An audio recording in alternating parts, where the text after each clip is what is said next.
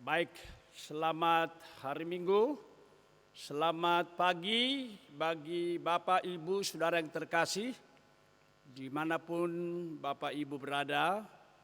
Selamat beribadah dalam ibadah virtual pada pagi hari ini. Mari kita berdoa sebelum kita mendengarkan firman Tuhan. Kami bersyukur kepadamu ya Bapa yang baik, atas hidup yang Tuhan karuniakan kepada kami. Sungguh kami menyadari itu adalah berkat yang besar daripadamu. Dan pada pagi hari ini ya Bapa, kami kembali bersyukur atas anugerah-Mu, dapat beribadah, memuji dan memuliakan nama-Mu, meskipun masih dalam kondisi pandemik. Terima kasih untuk segala iman dan kerinduan yang Tuhan karuniakan kepada kami. Untuk terus rindu beribadah dan mendengarkan firman Tuhan, memuji dan memuliakan nama-Mu, serta melayani Tuhan dengan segenap hidup, dengan segenap pikiran, kekuatan, dan jiwa kami. Kini kami akan membaca firman-Mu ya Bapa, segarkanlah tubuh, jiwa, roh kami. Kami akan membuka firman-Mu, bukalah hati dan pikiran kami. Demi nama Tuhan Yesus kami berdoa. Amin. Bapak Ibu yang terkasih, firman Tuhan yang kita baca pada minggu pagi ini diambil dari 2 Korintus pasal 8 ayat 1 sampai dengan ayatnya yang ke-9. 2 Korintus pasal 8 ayat 1 sampai 9 yang diberi judul oleh gereja kita persembahan harta dan persembahan hidup. Persembahan harta dan persembahan hidup, atau persembahan hidup dan persembahan harta. Kenapa demikian? Nanti akan kita lihat dengan jelas. Saya akan membaca buat kita semua. Ayat 1. Saudara-saudara, kami hendak memberitahukan kepada kamu tentang kasih karunia yang dianugerahkan kepada jemaat-jemaat di Makedonia. Selagi dicobai dengan berat dalam pelbagai penderitaan, sukacita mereka meluap, meskipun mereka sangat miskin, namun mereka kaya dalam kemurahan. Aku bersaksi bahwa mereka telah memberikan menurut kemampuan mereka, bahkan melampaui kemampuan mereka. Dengan kerelaan sendiri, mereka meminta dan mendesak kepada kami. Saya baca sekali lagi. Dengan kerelaan sendiri, mereka meminta dan mendesak kepada kami, supaya mereka juga beroleh kasih karunia untuk mengambil bagian dalam pelayanan kepada orang-orang kudus. Mereka memberikan lebih banyak daripada yang kami harapkan. Mereka memberikan diri mereka pertama-tama kepada Allah, kemudian oleh karena kehendak Allah juga kepada kami. Sebab itu kami mendesak kepada Titus supaya ia mengunjungi kamu dan menyelesaikan pelayanan kasih itu sebagaimana ia telah memulainya. Ayatnya yang ke-7, maka sekarang sama seperti kamu kaya dalam segala sesuatu, dalam iman, dalam perkataan, dalam pengetahuan, dalam kesungguhan untuk membantu. Luar biasa ya. Rasul Paulus memuji di sini jemaat, dikatakan kamu kaya dalam segala sesuatu, yaitu dalam iman, dalam perkataan, dalam pengetahuan, dalam kesungguhan untuk membantu, dan dalam kasih-Mu terhadap kami.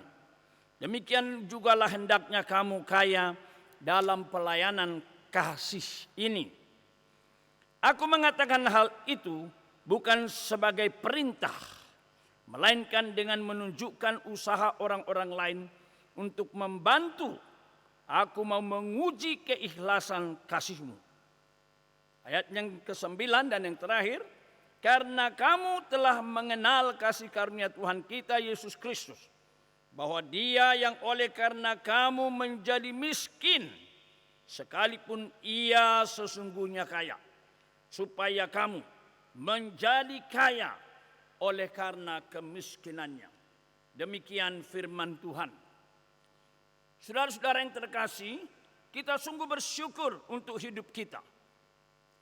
Sungguh sangat bersyukur, terutama di masa pandemik ini.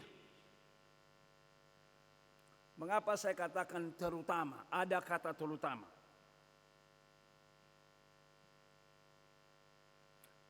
Saya yakin kita semua setuju, karena sudah mengetahui bahwa jutaan orang menjadi korban dari COVID-19 di seluruh dunia. Banyak orang yang kehilangan kesehatan, sakit, sampai kepada sakit yang serius. Juga banyak orang yang kehilangan pekerjaan. Saya melayani alumni di Perkantas, saya mendengarkan bagaimana bergumulnya rekan-rekan. Beberapa di antara mereka harus berjuang sekedar mempertahankan hidup mereka, oleh karena perusahaan-perusahaan yang mengadakan perampingan. Dan bahkan ada mungkin di antara kita yang kehilangan anggota keluarga, kehilangan nyawanya sendiri. Itulah sebabnya saya mengatakan kita bersyukur terutama di masa pandemi ini. Mengapa kita masih menikmati hidup ini? Apakah karena kekuatan dan kemampuan kita menjaga diri dengan protokol kesehatan? Tentu semua itu penting dan harus kita lakukan. Itulah sebabnya tadi waktu saya ketemu dengan Bapak Rudi di ruangan sana, saya berkata, "Bapak siapa? Mohon maaf saya tidak bisa mengenali." Saya berkata begitu. Oh iya, itulah kondisi kita. Saya pun pakai masker juga.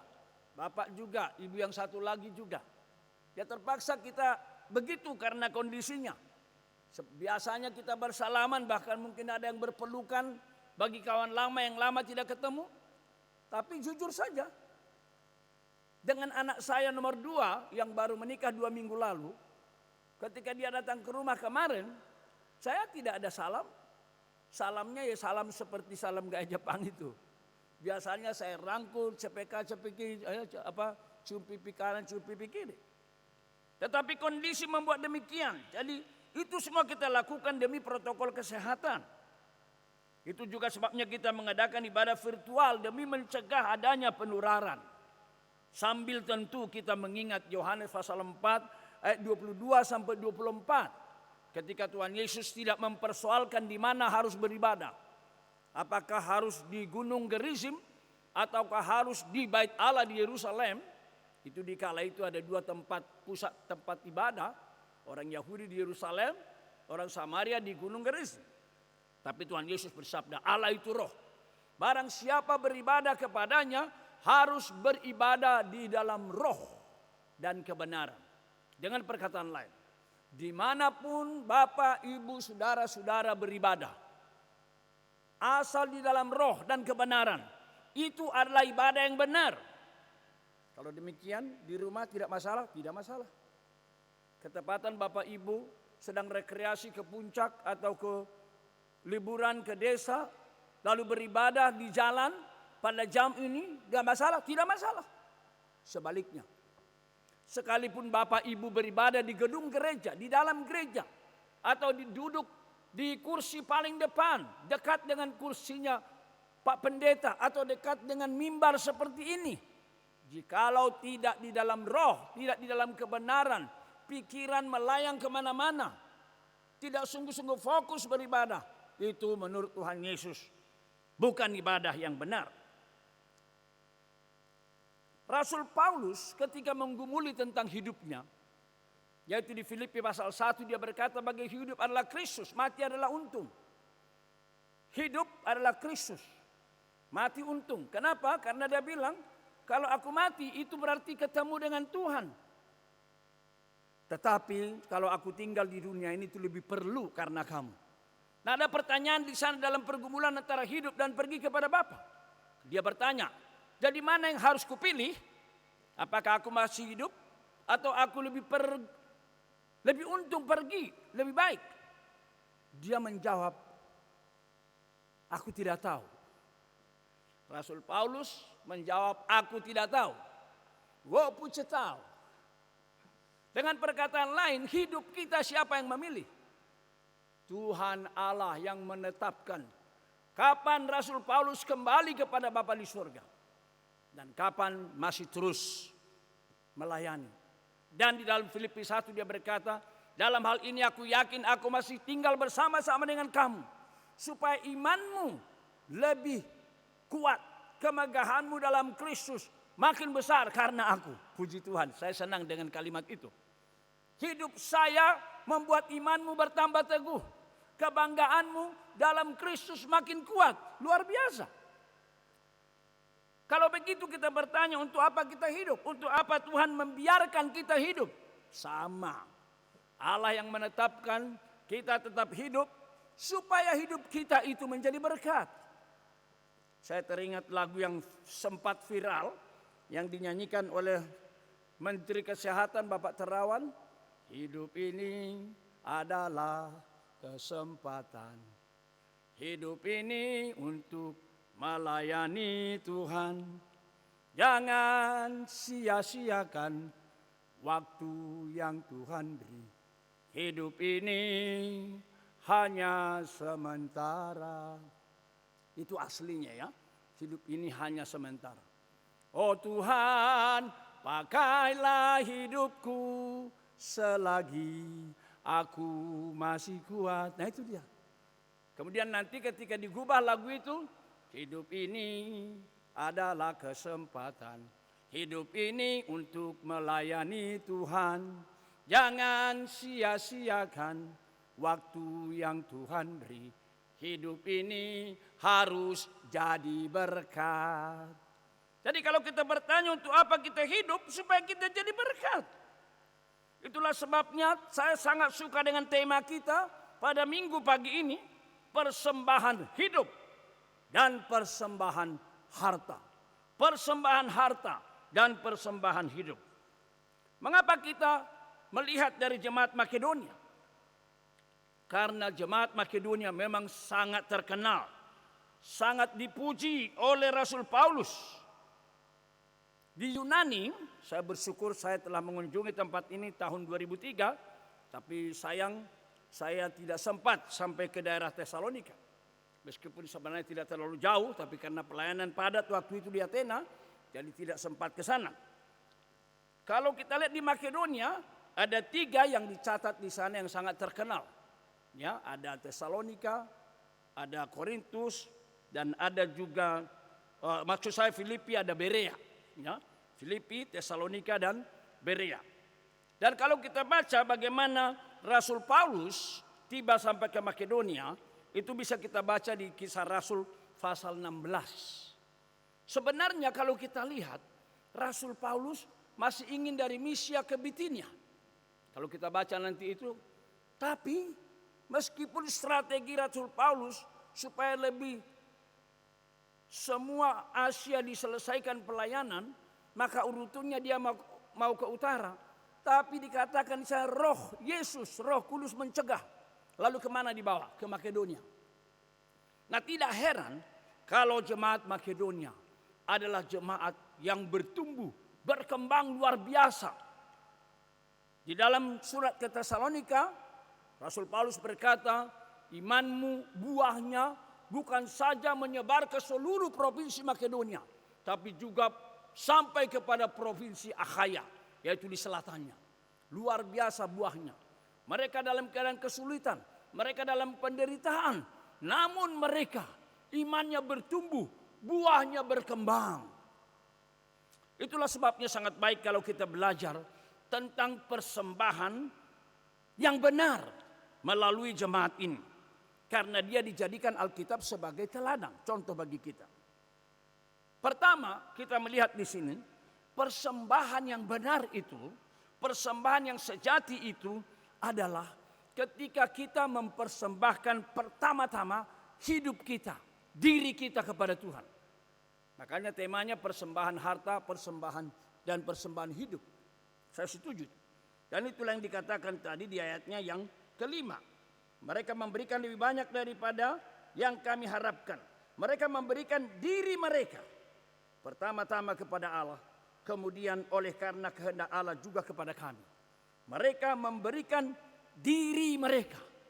Hidup mereka. Inilah persembahan yang benar.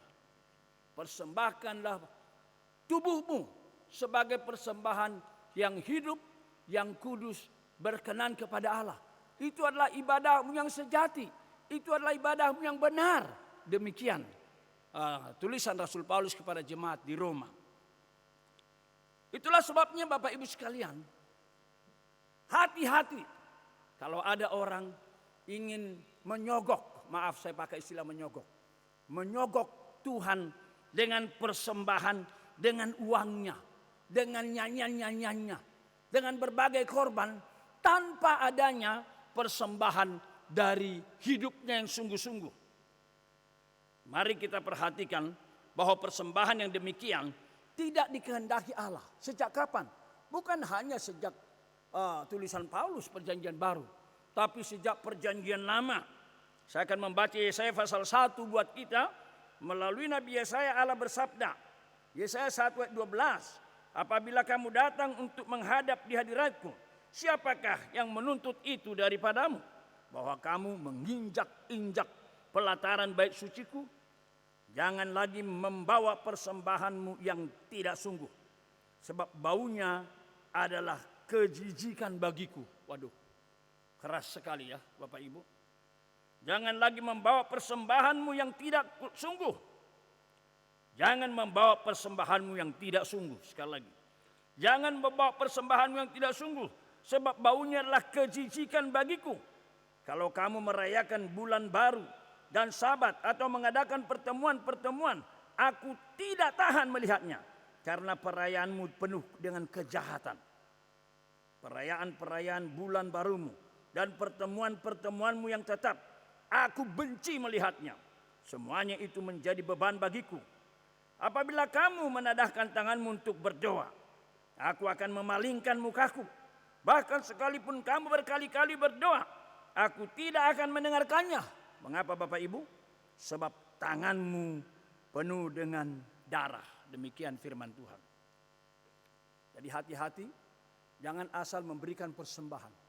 Ketika pagi ini gereja kita menetapkan tentang konsep persembahan, maka kita harus hati-hati. Dikatakan di sini, persembahan yang benar yang sejati adalah persembahan yang keluar dari diri sendiri dulu, diri yang tulus, diri yang sungguh. Itulah yang dilakukan jemaat Makedonia. Itu yang pertama. Yang kedua kita pelajari adalah mempersembahkan dari kekurangan mereka. Sekali lagi, mempersembahkan persembahan bukan dari kelebihan, bukan dari kelimpahan, tapi dari kekurangan. Bahkan dikatakan di sini tadi kita baca, dari hidup yang menderita, banyak kesulitan. Mari kita perhatikan, kita baca ayatnya yang kedua. Selagi dicobai dengan berat dalam pelbagai penderitaan, sukacita mereka meluap. Meskipun mereka sangat miskin, namun mereka kaya dalam kemurahan.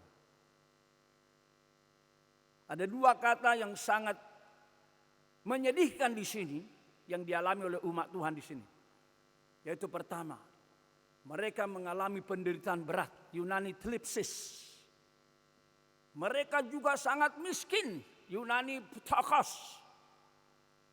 Dua kata ini adalah dua kata yang dipakai oleh Tuhan Yesus ketika memuji jemaat Smyrna. Surat kepada 7 jemaat yang kita baca di kitab Wahyu pasal 2 dan pasal 3. Jemaat Smyrna tidak ada kritikan seperti misalnya jemaat Philadelphia atau jemaat Efesus. Dipuji meskipun mereka sangat miskin, Ptochos, meskipun mereka sangat menderita, Klipsis, tetapi dipuji. Nah, kalau kita lihat di sini, mengapa dipuji? Karena mereka mempersembahkan persembahan dari kekurangan, dari penderitaan. Seringkali Bapak Ibu, ini menjadi alasan yang sah untuk orang untuk tidak memberi persembahan, bukan? Wah, saya ini masih miskin. Kalian saja orang yang sudah berduit. Bagaimana bisa memberi? Saya sendiri masih banyak kekurangan di sana sini. Ini masa pandemik, kurang sana kurang sini. Ini menjadi alasan dalam tanda kutip yang sah untuk orang tidak memberi persembahan, bukan? Tapi kita belajar dari jemaat Makedonia ini. Mereka mempersembahkan meskipun mereka kekurangan, meskipun mereka banyak penderitaan. Yang ketiga, kita belajar dari mereka. Dikatakan di dalam ayat yang ketiga, aku bersaksi bahwa mereka telah memberikan menurut kemampuan mereka, bahkan melampaui kemampuan mereka. Jadi memberi bukan hanya karena mereka kekurangan, bukan hanya ketika mereka menderita. Ini saja sudah menjadi alasan untuk tidak memberi persembahan. Apapun, bentuk apapun itu. Tetapi mereka memberi, sekalipun begitu. Bahkan dikatakan di sini, mempersembahkan melampaui. Nah, ini dia, luar biasa ya. Bahkan melampaui kemampuan mereka. Wow, luar biasa. Luar biasa. Di dalam ayat 5 dikatakan mereka memberikan lebih banyak. Mereka memberikan lebih banyak daripada yang kami harapkan. Puji Tuhan, waktu saya mempersiapkan khotbah ini saya jadi teringat satu percakapan saya dengan seorang pendeta HKBP ketika saya masih studi di Trinity Theological College di Singapura. Dia berkata, apakah kamu memberikan persembahan perpuluhan? Oh iya. Loh. Tapi layak mengatakan kebutuhan kalian tiap bulan pun kurang. Karena waktu itu saya membawa istri dan anak saya nomor 1. 3 orang kami. Dan sebenarnya dana yang kami dapatkan dari perkantas itu hanya 60% dari total yang kami perlukan tiap bulan. Tapi kami sudah dilatih sejak mahasiswa. Beri persembahan, beri perpuluhan. Ketika mahasiswa saya belum ada hak gaji, belum ada apapun. Tapi dilatih dari uang yang saya dapat dari manapun sumbernya, beri perpuluhan. Itu kita dulu di perkantas. Saya yakin saudara-saudaraku di GKI Bungur ini banyak yang juga mengalami didikan yang sama. Nah itu jadi sudah mendarah daging persembahan itu. Kalau sudah mendarah daging lalu apa? Nah ketika pendeta ini terheran-heran, mengatakan, kamu kekurangan masih memberi juga. Tapi saya tidak heran. Kalau kita ingat apa yang dikatakan oleh firman Tuhan tentang jemaat Makedonia. Mereka memberi dari kekurangan, memberi lebih dari yang diharapkan. Puji Tuhan. Dan luar biasa. Kira-kira 3 bulan kemudian, pendeta ini berbicara kepada saya. Puji Tuhan. Anda mendengar tadi ada pengumuman persembahan persepuluhan dari NN? Saya berkata, ya ada tadi itu. Puji Tuhan, saya didorong oleh kesaksianmu dan saya melakukan itu. Dan benar sekali. Benar sekali Maliaki pasal 3 itu. Kalau kita setia dalam perpuluhan, setia dalam persembahan, Allah akan membuka tingkap-tingkap sumber-sumber berkat dari mana saja. Dan benar, saya tidak usah cerita jumlahnya. Setelah itu, saya mendapatkan lebih banyak lagi berkat dari Tuhan. Ini yang ketiga kita pelajari. Yang keempat, dari jemaat Makedonia kita pelajari, mempersembahkan dengan rela. Bahkan mendesak. Rela bukan terpaksa. Bahkan mendesak, bukan cari-cari alasan untuk tidak. Itulah yang kita baca tadi di ayat 4. Dengan kerelaan sendiri mereka meminta dan mendesak kepada kami supaya mereka juga beroleh kasih karunia untuk mengambil bagian dalam pelayanan kepada orang-orang kudus. Ayatnya yang keempat. Sekali lagi saya baca. Dengan kerelaan sendiri mereka meminta dan mendesak kepada kami. Rela dan mendesak. Ayat 6. Sebab itu kami mendesak kepada Titus supaya ia mengunjungi kamu. Nah ini dia. Karena kamu telah mendesak kami untuk memberi kesempatan kepadamu terlibat dalam pelayanan, kami desak Titus mengambil persembahan. Puji Tuhan. Luar biasa kalau saya melihat ini. Luar biasa. Terus terang ketika pandemik muncul, lalu saya mendengar dari anak-anak saya yang alumni juga, beberapa rekannya tidak bekerja, langsung saya pikir, ini pasti mempengaruhi dukungan kepada Perkantas. Mempengaruhi juga dukungan kepada STT Trinity.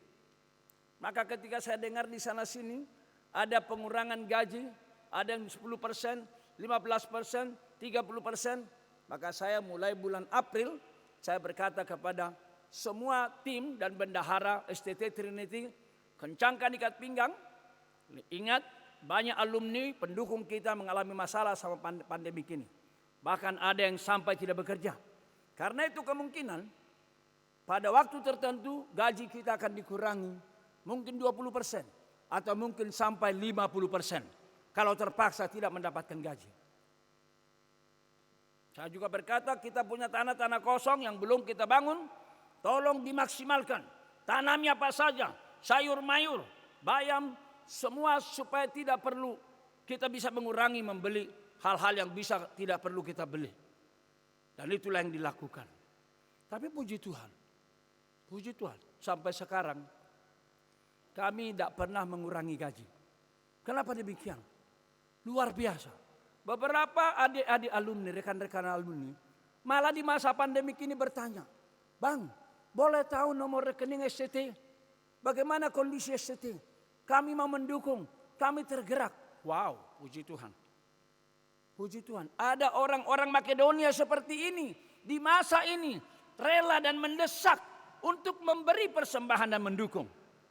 Ini yang keempat. Dan yang kelima serta yang terakhir yang perlu kita pelajari dari Makedonia adalah apa? Mereka meneladani Tuhan Yesus Kristus. Sekali lagi. Mereka meneladani Tuhan Yesus Kristus. Ayat 9. Karena kamu telah mengenal kasih karunia Tuhan kita Yesus Kristus, bahwa Dia yang oleh karena kamu menjadi miskin, sekalipun Ia kaya, supaya kamu menjadi kaya oleh karena kemiskinannya. Apa artinya ini? Bukankah Yesus maha kaya tapi menjadi miskin? Bukankah Yesus itu adalah hidup itu, Allah yang maha kuasa, tapi masuk ke dalam dunia menjadi manusia, menjadi rendah bagaikan bahkan lebih rendah dari manusia biasa, mengambil rupa budak, akhirnya mati di kayu salib demi saudara dan saya. Merenungkan itu, apalagi yang bisa kita tahan dalam hidup kita. Jikalau Tuhan Yesus, Tuhan kita, teladan hidup kita, dari yang maha kaya menjadi miskin, dari yang maha kuasa mau menjadi budak lebih rendah daripada kita. Apakah itu tidak seharusnya mengilhami, mendorong kita mengikuti teladannya? Mempersembahkan karena mereka meneladani Yesus Kristus. Dikatakan, karena kamu Dia yang kaya menjadi miskin, supaya kamu yang miskin diperkaya. Luar biasa. Biarlah kelima hal ini menjadi milik Bapak, Ibu, Saudara-saudara, GKI Bungur, dan siapapun yang mendengarkan firman Tuhan ini. Persembahkanlah persembahan harta dan yang persembahan hidup. Dari persembahan hidup dan diri, meskipun mengalami kekurangan, mempersembahkan lebih dari kemampuan, mempersembahkan dengan kerelaan dan mendesak karena meneladani kasih Kristus. Kenalilah kasih Kristus. Alamilah kasih Kristus. Teladanilah kasih Kristus. Jika demikian mungkin ada di antara kita yang bertanya, apa yang saya harus kerjakan? Sebenarnya sudah jelas. Sangat jelas. Persembahkan yang terbaik kepada Tuhan. Karena pertama, Tuhan Yesus telah mempersembahkan lebih dahulu yang terbaik. Yang kedua, persembahkan persembahan yang terbaik kepada Tuhan. Karena apa? Itulah teladan Tuhan Yesus. Ikuti teladannya. Bangun terus semangat mempersembahkan. Dan yang terakhir, jikalau sungguh-sungguh Anda mengenali kasih itu, persembahkanlah persembahan yang terbaik. Karena apa? Pekerjaan Tuhan sangat memerlukan dukungan Anda, persembahan Anda dalam bentuk apapun itu. Doa, diri, dana, bentuk apa saja, persembahkan. Dan itulah persembahan yang berkenan kepada Tuhan. Kiranya nama Tuhan Yesus dipermuliakan. Hidup kita yang terus dijaga Tuhan, dipelihara Tuhan dalam masa pandemi ini. Hidup kita tetap menjadi berkat. Amin. Mari kita berdoa. Bapa di dalam surga, kami sungguh mengucap syukur kepadamu karena kami boleh mendengarkan firman Tuhan. Kami boleh melihat teladan yang nyata dari umat Tuhan di Makedonia. Bagaimana mereka mempersembahkan diri mereka terlebih dahulu. Dan semua itu mereka lakukan karena mereka mengenal Tuhan, mengalami kasih Tuhan, terkagum-kagum akan kasih Tuhan. Dan mereka ingin mengikuti jejak kaki Tuhan, mempersembahkan yang terbaik. Kiranya gereja Tuhan dan umat Tuhan terus diberkati, karena kami semua hidup dengan benar, beriman dengan benar, beriman dengan sehat. Sehingga benarlah ya Tuhan, kami dipelihara Tuhan tetap hidup di masa pandemik. Ketika banyak orang kehilangan kesehatan, kami sehat. Kehilangan pekerjaan, kami diberi pekerjaan. Kehilangan nyawa, kami masih diberikan hidup. Kiranya semua ini kami lakukan sebagai kesempatan melayani Tuhan. Hidup ini harus menjadi berkat. Berkati jemaatmu, berkati hamba-hambamu, gembala, majelis, dan seluruh umat. Demi nama Yesus kami berdoa. Amin.